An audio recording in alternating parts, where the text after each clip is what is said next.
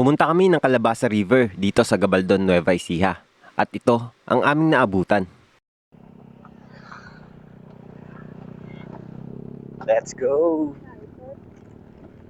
Cottage 500. 10 pesos.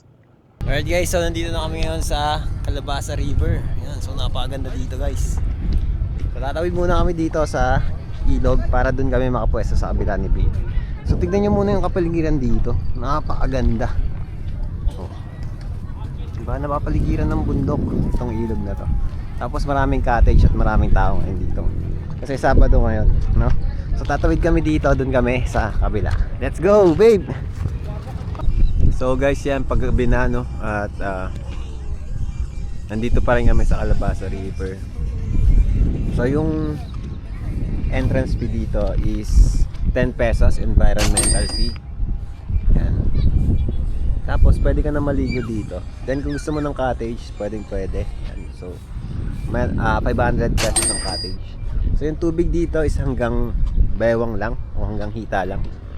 Ayan, pwede rin dito ang river tubing. Tapos meron na rin dito ngayon 4x4. So yan, ano kayo sa ilog, pati dito sa banda sa mga lupa dito. Napakaganda. Search nyo lang sa Google Map is Calabasa River.